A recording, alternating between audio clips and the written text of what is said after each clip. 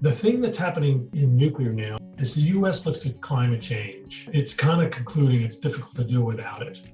You have a situation where you're trying to preserve them. So the first step is how do you preserve what you got? And there's been a lot of political debate about this, and these things called zero emission credits, ZECs, they're called, which is basically the argument is, hey, look, you subsidize renewables, why wouldn't you subsidize nuclear? Hello and welcome to Energy Unplugged by Aurora. This podcast features various experts from Aurora having in-depth conversations with key industry leaders, policymakers and academics from all over the world. It explores the hottest topics across the energy market and gives a unique perspective on major energy issues. Welcome to Energy Unplugged. I'm John Feddersen, co-founder and chief executive of Aurora. On the show today, I'll be speaking with the leader of one of North America's largest private power generation businesses, operating a fleet of 14 gigawatts approximately, including nuclear, coal, gas, and solar generation. My guest on the show is Ralph Alexander, chairman and CEO of Talen Energy. Welcome, Ralph. Hi, John. How are you? Very well, thank you. And how are you? Doing fine. This is a crazy time, and so far I've been able to manage through it. Yeah, indeed. By way of background on Ralph, he's a nuclear engineer by training, and he's got an incredibly broad perspective on the energy sector.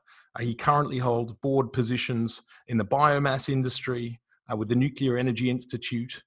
He's chairman emeritus at New York University School of Engineering, and in the past has held prominent roles at BP, where he spent 25 years up until 2006, including leading their gas, power and renewables business from 2001 to 2004. And he sat on the boards of a number of companies, including Anglo-American Mining, Foster Wheeler, and others. Ralph joined Talen as CEO when it went fully private in 2016. And by a number of accounts, what followed was a fairly legendary turnaround story in US power generation. I've met Ralph earlier this year for the first time in Houston. And I think the thing that struck me about Ralph was his focus and enthusiasm on making the business run. As an anecdote, I thought we were going to be talking about power generation economics. I had my slides with graphs and numbers, and within a few minutes, Ralph was telling me the best way to conduct upward feedback within the generation business. So I think that says something about his approach to the business and to culture. Ralph, for the record, what is the right way to do upward feedback in a power generation business? Well, I suspect in this day and age, upward feedback, 360 feedback will propagate even further as we all try to figure out what's wrong with each other. To me, it is, and I lived 15 years in the UK, and complexity is one of those wonderful attributes of that part of the world. We have a very simple approach, which is 4 questions. It's not 1 to 5. It's not whether you're an eagle or a pigeon. It is yes or no questions. And the first one is, given the choice, would you work for your boss? Yes or no? And in our case, when we took over the company, which we needed to change culture, about 20% of our leadership had no's. They're no longer with us. To me, it's hard to imagine asking an entire organization to perform at higher and higher levels every year and not having a way for management and the leadership to continue to improve equally, be of the same quality. So anyway, I'm happy to say that the last one we did, we had over 90% participation, and 1 or 2 at all no's. I think we've got that clear. I have a union population. Talen was born in Bethlehem, Pennsylvania, home of unionism in the United States, Bethlehem Steel. I was a union guy when I worked on the railroad while I was going to college, and had this view that very difficult unions are born by lousy leaders. And so with this sort of upward feedback approach, I tell the guys, look, if you got Attila the Hun as your leader, it's your fault. I've given you the tool. I act on it. It's a simple yes/no question. Let's move on.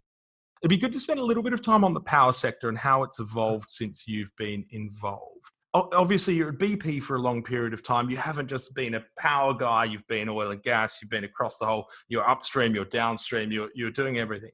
But in that period, I suppose since 2001, when you took over the BP power gas renewables business, what's been the biggest change in the power sector, do you think, globally?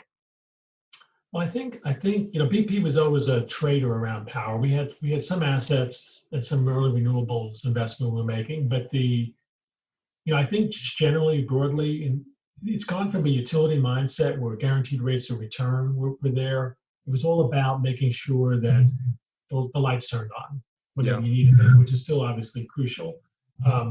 This notion now of separating, certainly in the United States, and it's happened in Europe too, in the UK, where you're now separating the wires from generation and so forth, this created this whole new business that is now at the, sees the full force of competition, the full forces of market forces, which utilities didn't have to do. And I would argue oil and gas didn't either. As long as, OPEC was there with this cartel holding prices, we're seeing it now. What happens when the best person wins? The lowest cost provider and the commodity wins. So to me, but power, that transition from let's get a rate of return on capital. By the way, I'm incented to invest. I'm incented to spend money, and the rate payers are going to pay for it too. Still, some of that exists. To let's carve out generation, separate it, and let's put them at the full whim of markets. Yeah. And in the course of all that, you had a bunch of other big things going on, like natural gas. It wasn't that long ago when I used to. So part of that job I had was running BP's LNG business. At that time, we were looking all over the East Coast of the United States and the Southwest United States, Spain, the UK, for LNG import terminals because the United States was running out of gas. We are, 20 years later, 15 years later, and we have more gas than we know what to do with. I think the United States sits on a bubble of gas. So cheap gas is a terrible thing for the power sector, particularly the power generation sector, because it just drives down margins and costs of power. And if you don't have cheap gas, you're in trouble. So that's been a big change. I think the second thing has been cheap capital. We've gone through this sustained period of very cheap capital and a lot of Asian capital that has come to the United States because they were told how safe these investments were. The story went something like this. Hey, there's this old coal plant, this old gas plant in Pennsylvania, I use in Pennsylvania, that is very inefficient. And I'm going to build you the greatest, newest, most wonderful new plant that is going to be 30% more efficient, and we're going to knock that guy off the grid. You don't need him anymore. He's going to go out of business. Just lend me the money. So sure enough, tons of capital showed up and heavily financed, and the supply-demand balances went off the chart. So if you look at PJM, it's like 30% more supply than demand in the Northeast United States. Yeah, they did knock him off the grid, but they may have knocked themselves off the grid as well. Because guys like me show up and go, you know what, our cost base can be cut in half. Yeah. And all of a sudden, I'm competing with a highly levered brand new plant, most of which, I remember when I took the job, people were asking me, what are you going to do about all these plants, these new plants that are coming? And my answer was, we're going to own them one day. They're not going to stop. We'll see if this happens in 2020 because they are going belly up. One by one, they're going into restructuring and because they were not set up in the right way. Yeah. And then finally, I think the other thing is, all this excess, you've got tons of government intervention. Governments can't help but to get involved in energy and power, whether you're in California, where you constantly push back on the utility and all of a sudden it falls apart. If you're in the Northeast, governments are telling us what to do, not to do. We're an extremely regulated business that even though we're supposed to be independent power producers, it gets a little tricky. And I'd like to pick up on both the role of markets and the government intervention point a little bit later in more detail. Sure. But before that, I'd like to touch on your BP experience. So you were there. So this was, 2001 to 2004, was that sort of the height of kind of beyond petroleum and the push into renewables or thereabouts? It was the beginning. BP, first of all, I started my career as you said, a nuclear engineer. I never used it till this job. 40 years later, got to walk into a nuclear power plant and declare this is the best plant in the country because I'm a nuclear engineer. Okay. Did you dust off some textbooks, or was it just? Well, nuclear technology hasn't changed, so fortunately, that was okay. But for me, I could not have scripted a better career. They were wonderful in training and development. I got to run every operating division pretty much across the world, and just amazing experience with them. And then I spent time with John Brown. We became good friends. We still are. And we went from a time where the market cap of the company was maybe $7 or $8 billion to where it was the same GDP as Russia. GDP of Russia. Not sure if that says more about BP or Russia at the time. Well, it's another story. I was involved in Russia, but it was $200 billion company, which is pretty remarkable under that leadership. Beyond Petroleum was beginning. Again, BP was extremely observant of what was going on with the outside world, and unlike most companies who pushed back, who thought this whole green movement was going to go away, it was farcical. BP's strategy was let's get in the conversation, and the Beyond Petroleum push is really about that, putting a stake in the ground and saying, hey, look, we're not going to fight every step of the way. We get what you're saying. We want to be constructive. Let's be part of the solution together. That was a clever approach.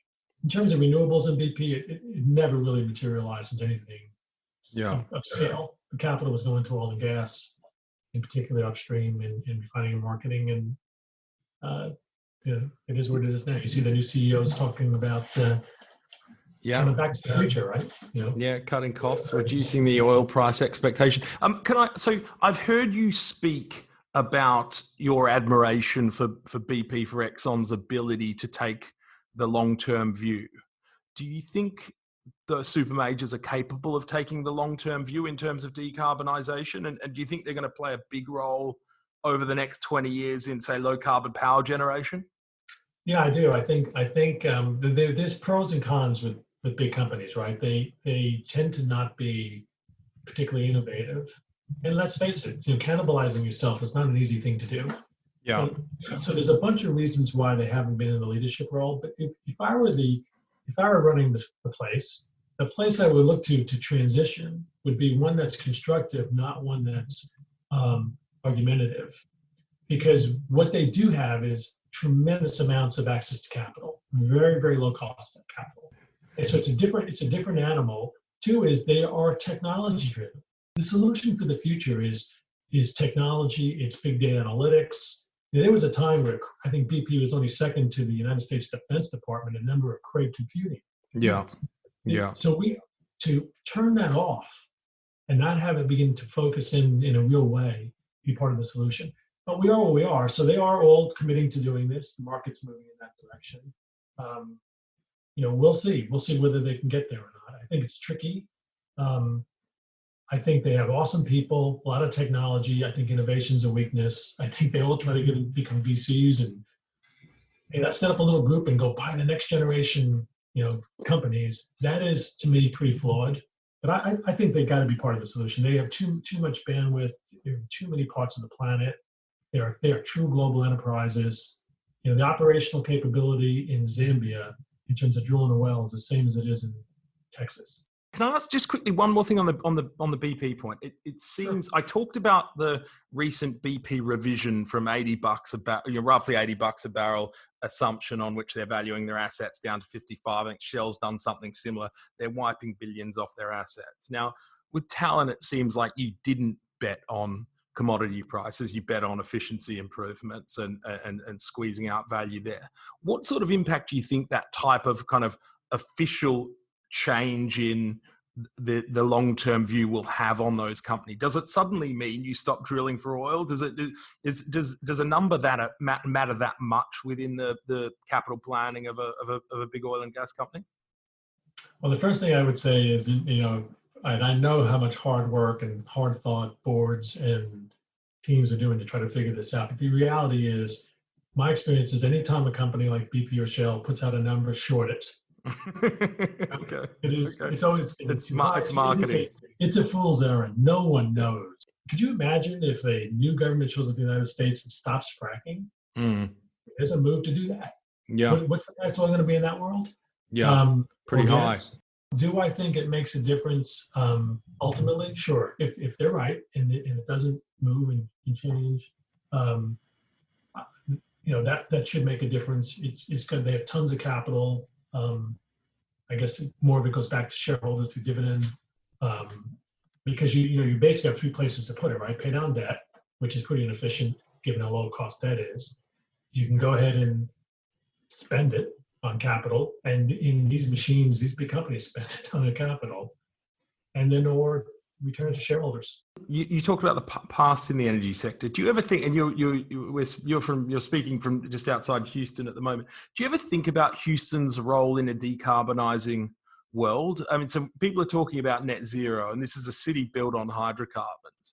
Do you ever think, are there comparisons with sort of the US Rust Belt and post-industrialization, or do you think Houston needs to kind of change the way it operates, like say Saudi Arabia does, as we use less hydrocarbons?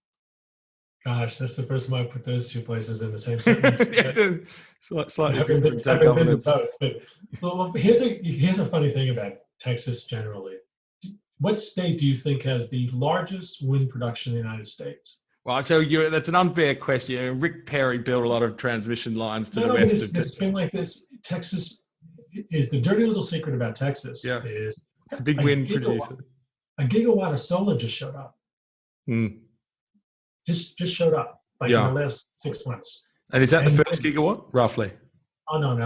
Okay. It's huge. The wind business here is the biggest by far in the United States. And why is that? It's the easiest place to do business. So if you want to put a windmill in, get an investment tax credit from the federal government, and have to get it done by the end of this year, there's only one state in the country you can do it in. It's Interesting. And actually get it into transmission and get it to the market, which makes Texas a really weird power market. Think about being an independent power producer who doesn't have long-term contracts, is on the whim of daily, just like oil and gas prices, moving up and down every day, and the wind blowing and not blowing. So it's 100 degrees in Houston today. If the wind's blowing, price of power is $20. If it isn't blowing, it's $150 and could be as high as $9,000.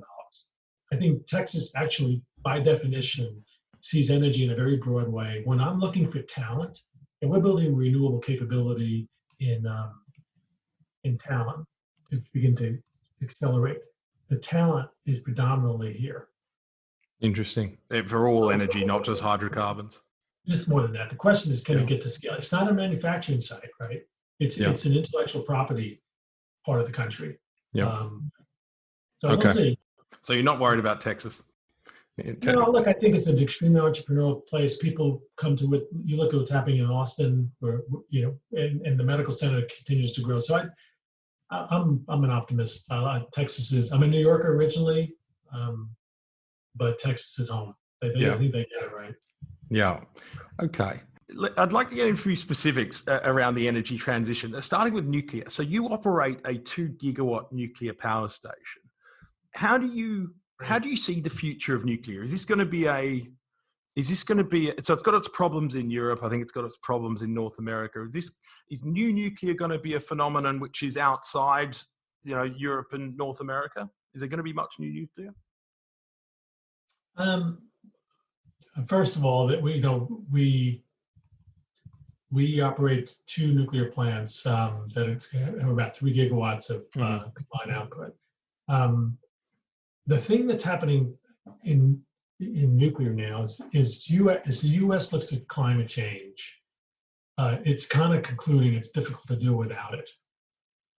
And you have a situation where you're trying to preserve them. So the first step is, how do you preserve what you got? And there's been a lot of political debate about this. So these things called zero emission credit, ZECs, they're called, which is basically the argument is, hey, look, you subsidize renewables, why wouldn't you subsidize nuclear? It has the same attributes. It's carbon free. That's not how it ever gets sold, though. But here's how it really gets sold. If you don't give me a zero emission credit and subsidized my nuclear plant, I'm shutting it down. I'm going to shut it down. The lights are going out.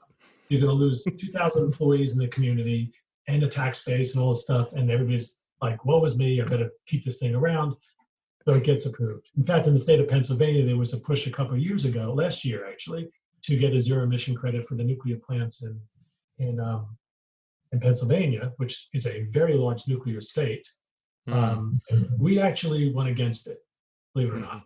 Talen said, we don't believe, if you want to pay us for the attribute, treat us just like solar and wind, we get it. But to subsidize us, because we're not underlying economic support, we don't need it. Talen has improved its performance in the nuclear plant by almost gross margin expansion, $170 million in 3 years. Yeah. And what was the base? What was the gross margin beforehand? I'll do it on a dollars per megawatt basis. It used to cost us about $32 a megawatt all, and that's fuel, capital, and O&M. Yeah. We're down to 20. Yeah. Yeah. Okay. So you can do the math, but we generate a lot, and no one's done that before. Susquehanna is now the lowest cost, highest efficiency power plant in the country. It also has one of the best safety records and is an exemplary performer. So current existing nuclear needs to respond and make sure it maintains robust, safe operations, but also get its cost base to the right place. In Europe, nuclear is a scale game. And it seems to me, I mean, on the first of your points around give me a permit, give me a zero carbon credit, or I'm going to turn the lights off and fire a bunch of people. That's a better threat if you've got more gigawatts, I imagine, right? It's easier to shut the lights off if you've got more gigawatts, which has always, to me, been one argument for the scale economies in nuclear. And I suppose the other one is if you're operating a nuclear... There are no... Look, this whole scale economy thing, I've heard this in my entire career. Bigger is not better. I would argue the opposite. We are better than the biggest operator of nuclear by far. Interesting.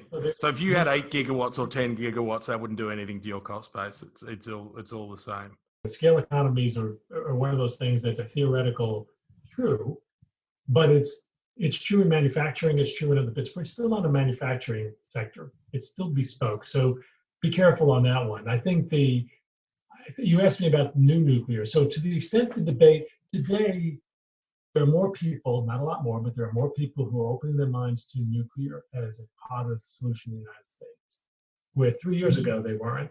The goal of the nuclear industry today is to put wind, solar, and nuclear in the same sentence. Okay. Right? So you could envisage a lot of new nuclear in North America? I don't know yet. I think it's still tricky. I think there are plants being built in the United States. But I think the next generation technology, which are much, much more modularized, you're not having these big plants. They're smaller. Fuel is bundled and loaded and transported as opposed to keeping it on site. There's some big changes that are going on in terms of they're fail-safe in terms of the safety technology. Obviously, the rest of the planet is pursuing them. China, India, Europe. To me, Europe's energy policies, particularly onshore, Germany and the Netherlands, God knows what they're doing. But Europe's good at building expensive nuclear power stations, I think would be one take on it. Sure, and like France will be the beneficiary. I get a kick out of it's interesting. The NGOs here are anti-nuclear, and they basically. I remember debating one of them in a conference and talking about Europe and how it's pursuing climate change. This is a couple of years ago, and I'm like, wait a minute. It's like 3 countries are going to make the targets, the Kyoto Protocol targets, right? One is Germany. So they're basically shutting down their coal, and they're buying coal-fired power from Poland, and they're shutting down their nukes. They're buying nuclear power from France. Hey, can we do that? Can we have Mexico run all our coal plants, get all our nuclear from Canada? Would you count that? No. Then there's Denmark. I'm like, 3 people live in Denmark, so that doesn't really matter. No, they just generate twice as much power as they need when the wind blows and import it. And the third was the UK, which is biomass. You guys are, Enviva Pellets is shipping biomass into. Can we do biomass? No. So we have a very different system here in terms of what's happening. But I do think whether the tide ever turns where nuclear becomes accepted here as a solution it's turning. But I don't see that it's turned fully yet, but that is the goal of the industry. How do you get nuclear in the same sentence? Good. The second topic in the transition I wanted to talk about is the role of markets. You've talked about volatility of prices in ERCOT, the Texas market, and how people manage that. So you've got assets in PJM where they've got a capacity market, and ERCOT where they've gone away from a capacity market and they're persisting with the energy only market. Do you have a view on which one is better for customers? That's a great question. I mean, they both can work if there's not that much government interference in the setup. Both of them can work. Texas is just a single market. It's big. And again, it's easy to do. It's like anything. You can't, assuming any process works, the same processes that we used at Exxon would not work in BP and vice versa. There's too many other elements, the culture, what's the current statutory approach to thing, what's the political environment. So I do think, you don't hear the governor of Texas talking about getting out of all fossil fuel by 2030, like Governor Cuomo in New York says. Yeah, right? Which gives people more confidence to invest. Idea. Yeah, and he has no idea what he's talking about. But he'll say it. And I'm like, well, he's dead by 2030 or 2040. I won't be alive, so why not? Okay. Texas it works because it's you don't know what you're focused on what's going to happen in the market, not what's going to happen politically. Yeah, and that seemed like one nuance from Texas. I don't know the market in great detail, but government has somehow managed to commit to letting the market decide, what the price is, and as it gets more scarce, the price goes up, but there's no risk the lights go out. And it seemed like the risk in Europe was always that government couldn't credibly commit to the lights going out and prices going through the roof because it would be on the newspaper the next day, which I think caused a lot of problems with energy only markets. It seems like the Texas market seems to have managed to keep government out even when the lights are imperiled. Well, the Railroad Commission controls a lot of this stuff, and the reason it works is because it's easy the market can respond very fast to signals. So right now we're seeing tightness in the summers. If I want to go build a gas plant in Texas, I can do that extremely fast. If I believe that that's what the market's signaling, I can do that. Same signal in Pennsylvania takes me forever. I'm not sure I can get a pipeline built to get the gas to it. New York, forget it. Interesting. Where in Texas, you can move them. So the reason it works is the ability for the market to physically respond is very easy compared to other parts of the country where it's impossible to get things built. So a politician could be more confident that the price signal will translate into capacity when it's needed. Correct. In Texas. Yeah. On the government intervention point, I mean, it seems to me, I suppose apart from the Texas wind where there were the federal tax credits to an extent, a lot of the decarbonisation we've seen has been economics. It's been gas cheaper than coal. Now we're starting, as you say, solar coming in, particularly in the South, and batteries emerging and things like that. Do you think there's going to be a point in time over the next 20 years where government's going to need to step in and do a lot more? The price goes negative every time the sun shines or every time the wind blows. Will government's role in decarbonisation need to increase over the next couple of decades for us to hit the climate targets that we're committing to? Probably. Yeah. Okay. Probably. I think unless you were happy to have blackouts. Yeah. Yeah. The investment signal is. Yeah. That's going to be the trade-off, and we'll see. We'll see when that starts happening, if it starts happening. But the capital, until battery technology really is economic, which it's still marginal. We're dabbling with it. For bulk storage, frequency response and things that seems to be being deployed commercially globally, and then for storing power over during the day or something. And look, when you can borrow money at no interest, that helps. And if that world doesn't continue, that's probably one of the greatest risks to renewables right now. Because if you think about it, the reason it works is you go build something, and then somebody like Brookfield, who has a 4 or 5% cost of capital, including the equity share, can go buy from you. Yeah. So you have yield compression. You have a 10% project or an 8% project that somebody with a 4% discount rate buys, and you make a bunch of money. Yeah. That's how it works. Yeah. And by the way, that there's tax incentives and other bits to help, but it is getting thinner and thinner and thinner in terms of the economics. So, we're building 370 megawatts as we speak, and it's thin. Yeah, yeah, and you're going to hold on to them. You're not going to sell them to Brookfield. Well, I'm not. No, not necessarily, because I'm an independent power producer that has got $4 billion of debt, that is in a volatile market, that is not investment grade. My cost of capital is not 4%. Yeah, interesting. I am not the natural owner of these things. Yeah. But our belief strategically is, as costs come down in solar, the short is no longer going to be whether there's sun or not. The short's going to be, can you get access to the grid, and can you get enough real estate to build this stuff? Yeah. So in Montana, we have a 21 mile by 21 mile piece of land that we own all of and part of around our coal strip plant, which is a coal plant, which is connected to the grid.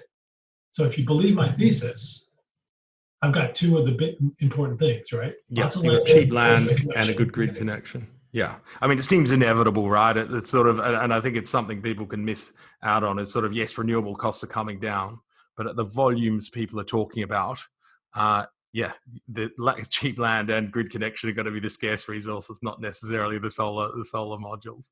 Or the sun. In the old days, when efficiencies were very low for solar panels, for example, you needed lots of sunlight. You had all these maps on insolation, how much sun per unit or whatever.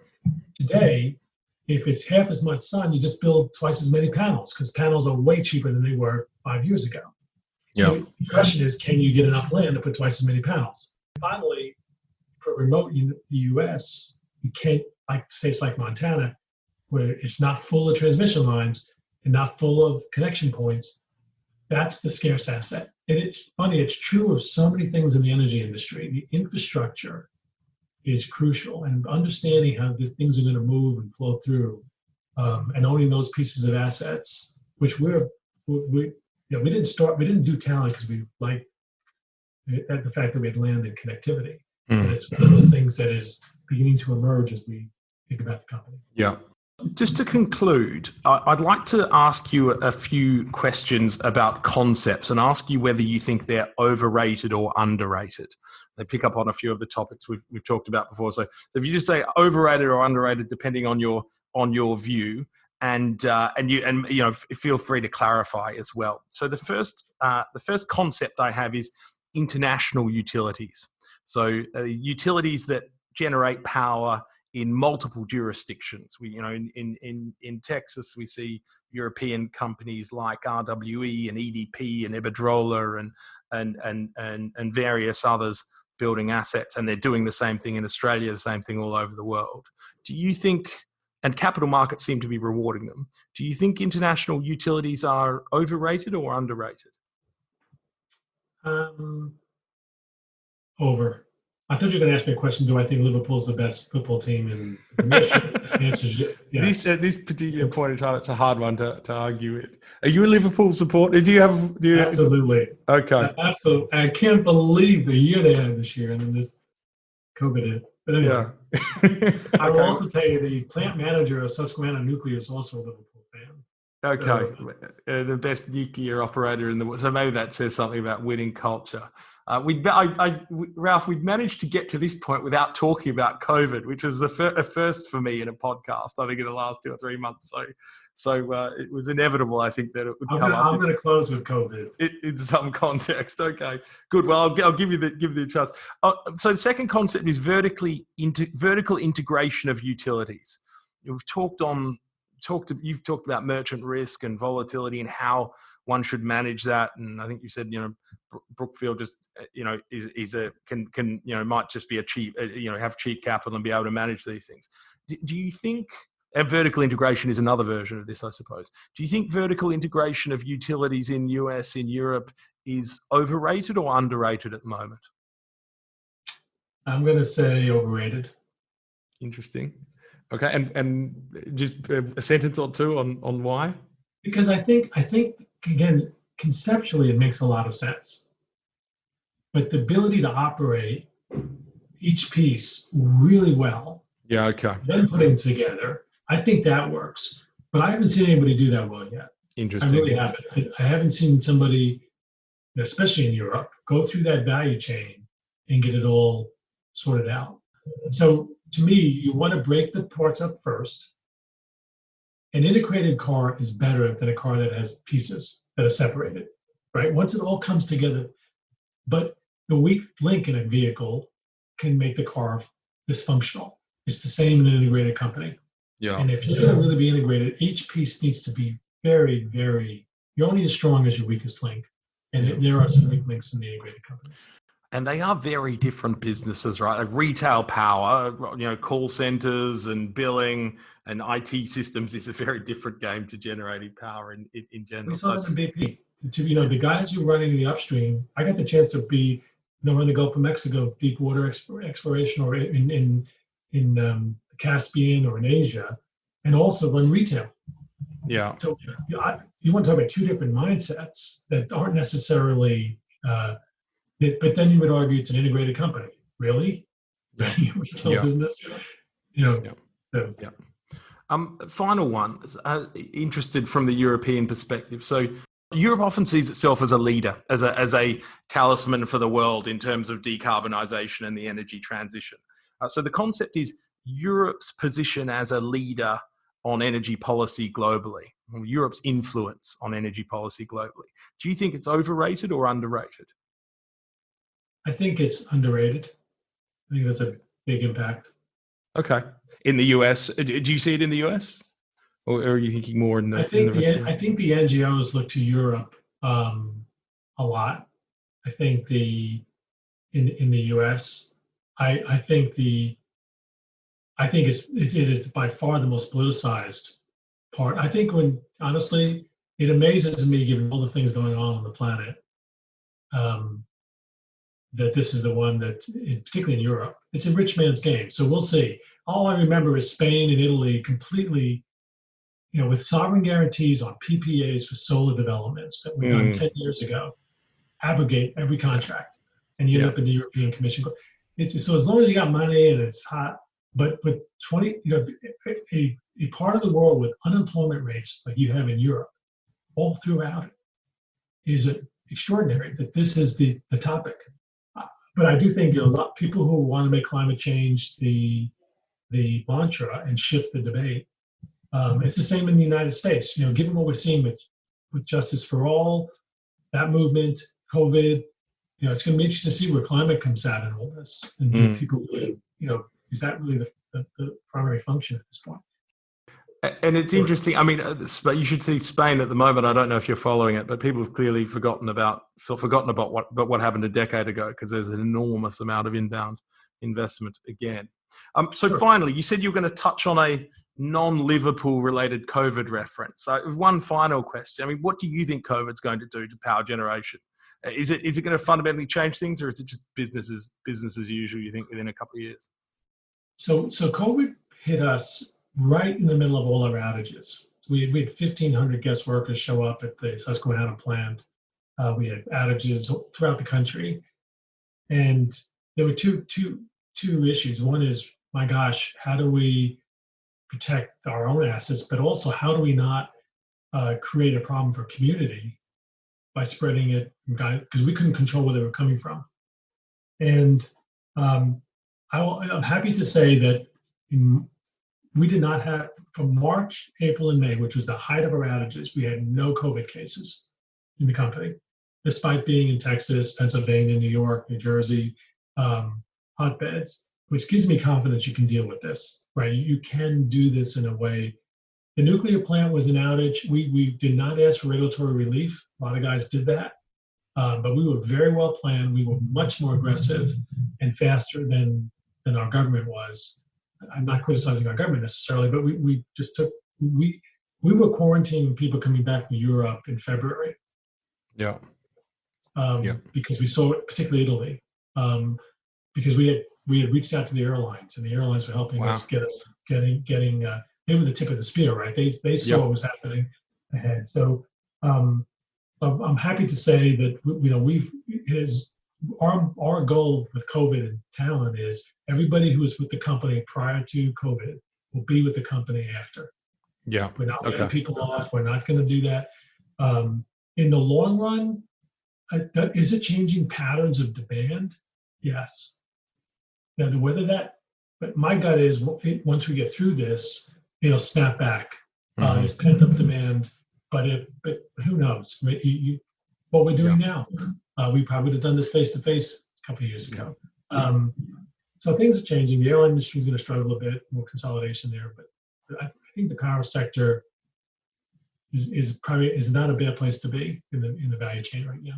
No, I think it's demonstrated that over the last few months. Yes, and indeed, I think you're not alone. It's been a common theme on the podcast that we will have to wait and see how human behavior adapts. But there's a lot of evidence to suggest that humans revert to the mean after some period of time as well. So I'm not sure too many people are anticipating major fundamental change out of this. We will see. That's a great note. I endeavoured to keep us away from COVID, but I suppose we're not yet out of the woods. We'll know we've made progress when we have a podcast that doesn't focus on COVID at all. But that's a great note to finish on. So Ralph Alexander, CEO of Talen Energy, thanks so much for joining me on the podcast. Thank you, John. Appreciate it.